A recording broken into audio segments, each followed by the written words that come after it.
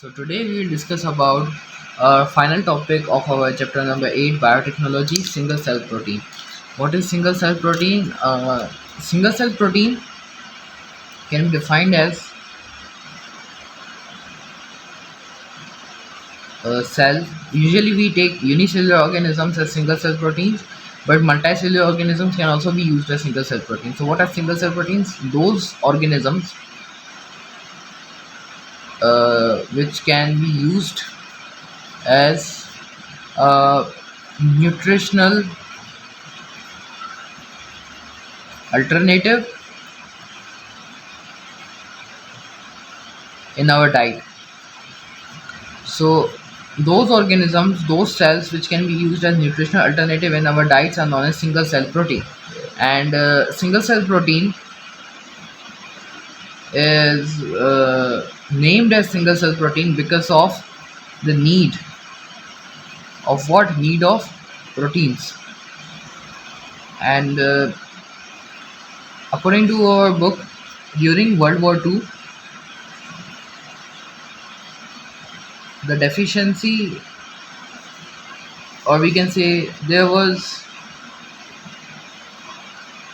a deceasement or decrease in vitamin and protein sources during the World War II in the early 1970s. Not during World War II, but after World War II in 1970s, there was deficiency of what? Deficiency of vitamins and proteins. So for that, um German people used several types of organisms in order to meet people's daily life requirements. And German used uh, SCPs for what? For nutritional requirements. And again in 1966, a professor known as C.L. Wilson at Massachusetts Institute of Technology coined the term SCP, or single cell protein.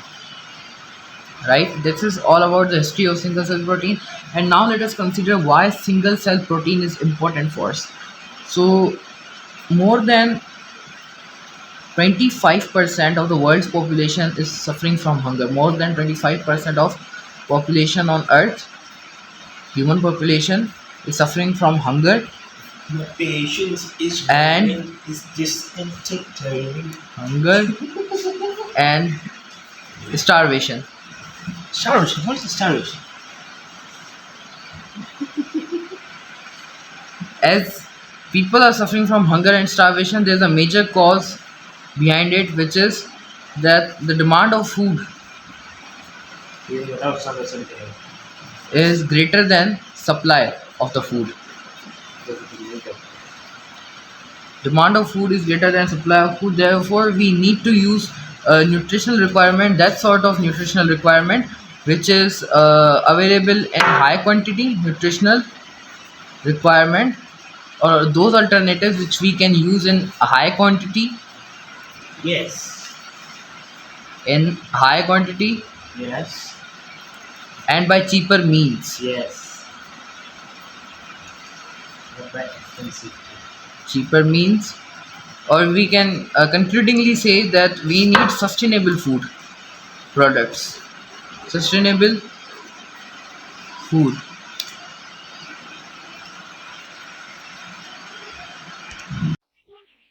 So for this high demand of food, we use what? We use single cell protein. And let us suppose we take an example. If we are slaughtering 250 kilogram of cow meat, if we are slaughtering 250 kilogram of cow meat, then we all can obtain 200 to 250 gram of protein only. 200 to 250 gram of protein only. While we are using 200 or 250 grams of microorganisms of bacteria or any sort of single cell protein, we can produce 25 tons of protein. One side, 250 kilogram of cow meat gives us 250 gram of protein. On the other side, 200 or 250 gram of bacteria. Single cell protein gives us 25 tons of protein, which is incomparable. So, you can say that single cell proteins are the source protein. Now, what can be some examples of single cell protein? Examples of single cell protein includes very common example yeast, which is a unicellular fungi, and lactobacillus present in our gut, present in curd, and we have the utilus. A common example of uh, single cell protein. Whereas when it comes to such sort of material which are added to 25 grams of protein, kilo focus, kilo topus, kilo phylus bacteria. Kilo focus, kilo trophies and xenophilus bacteria are able to produce only 5 grams of protein by using the 250 grams of protein bacteria, right? So that's why incomparable and of course beneficial for human welfare. And afterwards, let us discuss about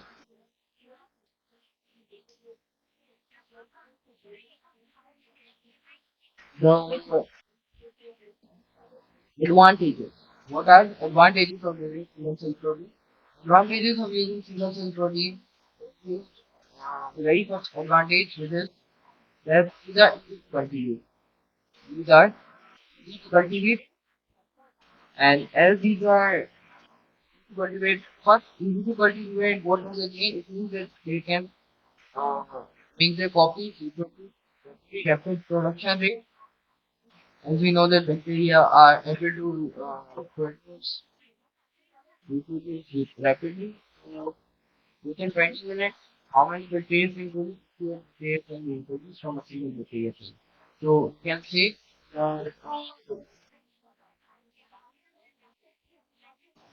rapid production produce them and make them cultivate themselves. They do not require any sort of large farm or what a particular type of area. They do not require much area for their production. They can be done in laboratory, but those laboratories which are supposed to make such a protein on large scale, not laboratories with one which we are having in our university lab or colleges or those which are used on large scale. Afterwards, to cultivate what does it mean? To cultivate nuclear bacteria can be grown in any medium. Bacteria can be grown in any medium, even in seed. Examples for these include the spirulina bacteria, which is what? Which is a cyanobacteria. And afterwards, we are having Florida, what it is what we know that. Now, these are those bacteria which can be grown in any medium, even in, so these are very easy to cultivate. Second, they are cheap. They are very cheap. They can be, uh, what, often very easily due to their high amount of production due to high amount of protein which is often from them. And third, they are good sources of protein, which means uh, you can produce a ton of protein with the help of microorganisms. And these bacteria doesn't need to be unicellular all the time.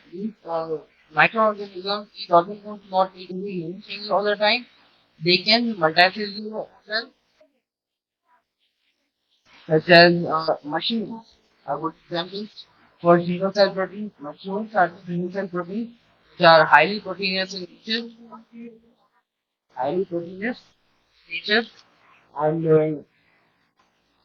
these are multicellular fungi, and we are providing humid and warm conditions to mushroom. What will happen? Their growth take place, and their growth can be taking place at any medium. We can grow it in forest or even at our homes in our garden. It depends on us by providing the specific conditions we can easily grow mushroom as single species. And of course, we have proteinous in nature, so these are easy.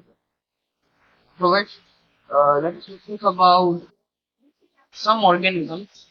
I'm writing the general organisms which are ignore. So now let us discuss about some general organisms which includes the yeast. We can simply write fungi, bacteria, and algae. So now a question arises that whether using or eating bacteria or any other sort of single cell organism is safe for us or not. So let us consider that here. For suppose we have a cell here, we have a bacterial cell here. Inside this bacterial cell, as we know that the cell is made up of macromolecules. Macromolecules, four major types of macromolecules, which includes carbohydrates, proteins, lipids, and nucleic acids. Now, carbohydrates can be easily obtained from vegetable sources, fruit sources, and are easily available in our environment. Lipids are also easily available in our environment from several animal products and vegetable products. But protein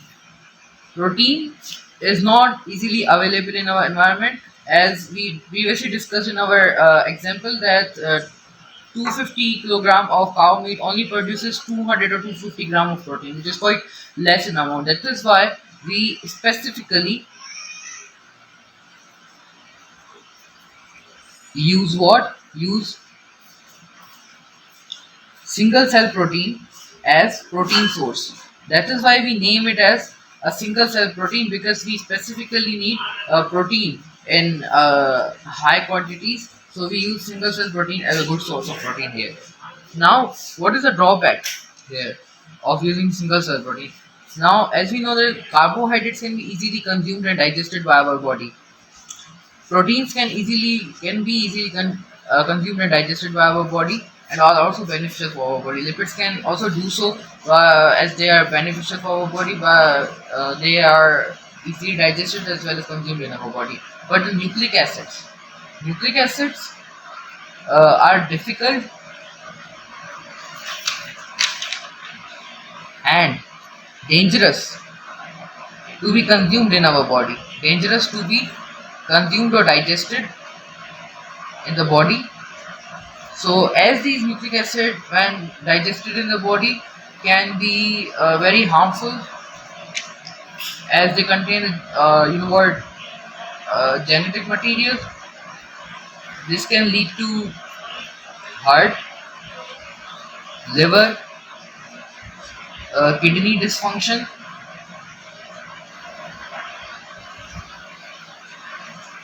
or disease, as well as it can cause failure of kidney, liver, or heart, which is dangerous. And last but not the least, these nucleic acids cannot be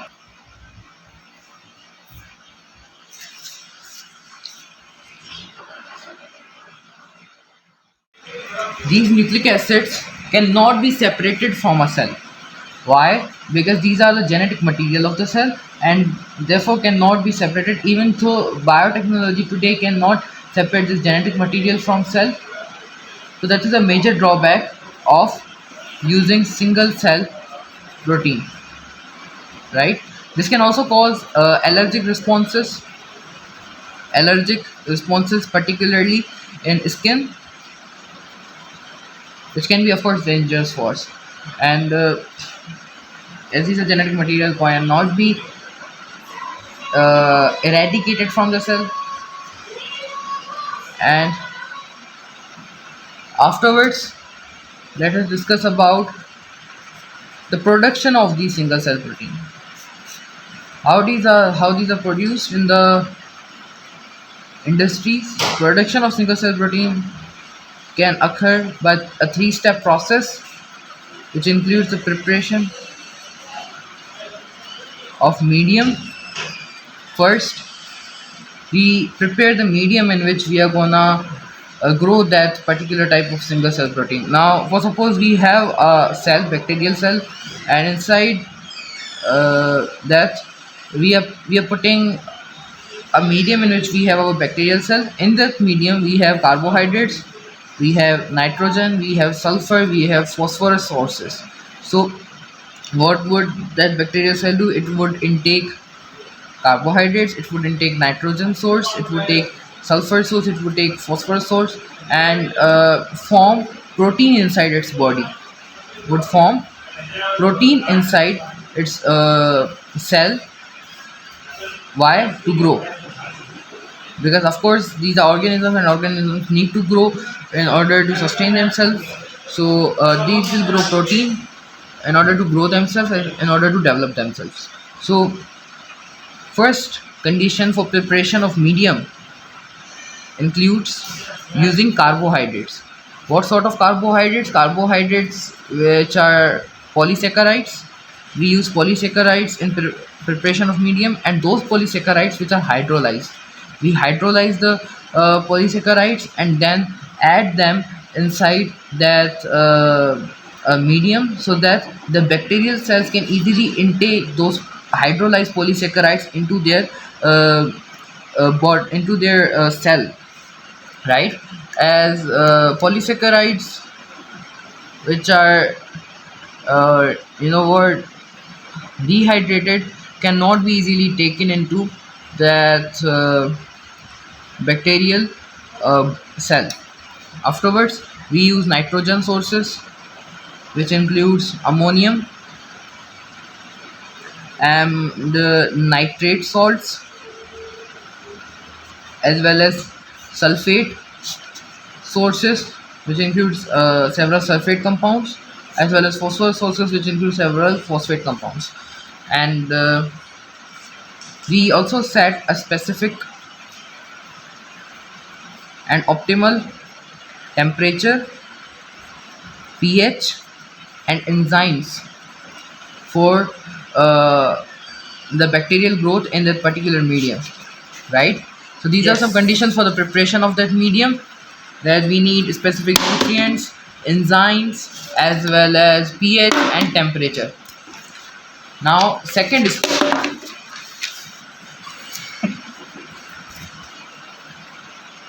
what is the second step? Second step involves fermentation. What does happen in fermentation? In fermentation, we Excellent concepts. use the cell inoculum to produce our product. So, what is cell inoculum? Here, cell inoculum is the optimal state of a cell, optimal state of the cell in which it is allowed to grow in a growth medium. The optimal state of the cell in which it is allowed to grow in a growth medium, or we can better use the word inoculate, which in which it is allowed to inoculate in a growth medium. Inoculate means to saturate, saturate inside the growth medium, grow inside the growth medium. Now that growth medium can be of cell culture, tissue culture, or use of fermenters, in which the cell inoculum um, can be utilized to form the product. Now, what is a product here? Product here is the increased quantity, उठो उठो मुसलमानों रोजा रखो of bacteria or any other specific type of single cell protein which we are using in our process. वाह भाई So, वाह cell भाई inoculum is रोजा converted रखो into रोजा the रखो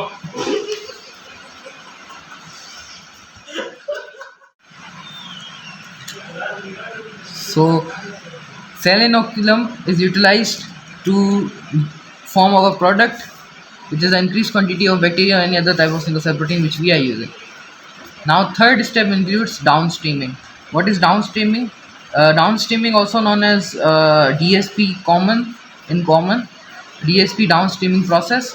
What happens in this step? Centrifugation of the whole, we can say, solution takes place. Whole medium takes place. Centrifugation of the whole medium takes place, due to which the cells, the single cell proteins are separated, and the liquid part, the solution part of the medium, which contains nutrients and all those requirements for that cell to grow, is separated, which is known as broth. So broth is the solution part which is separated from the cells during centrifugation, and these cells, which are our final product, are cleaned and dried. After cleaning and drying, these are used for packaging. We package them using several processes. It depends on the type of format we want, and the process includes crystallization for forming tablets, air drying, press drying,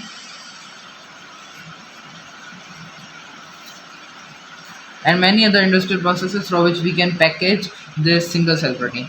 That is all about our single cell protein, and we can also use single cell protein to produce certain products, certain products including molasses. We can use single cell proteins to produce molasses. What are molasses? Molasses are, we can say, the proteinous part. You know what? Whenever in industry the waste is produced, that waste, the proteinous part of that sugar waste, is known as molasses. And second, we include whey.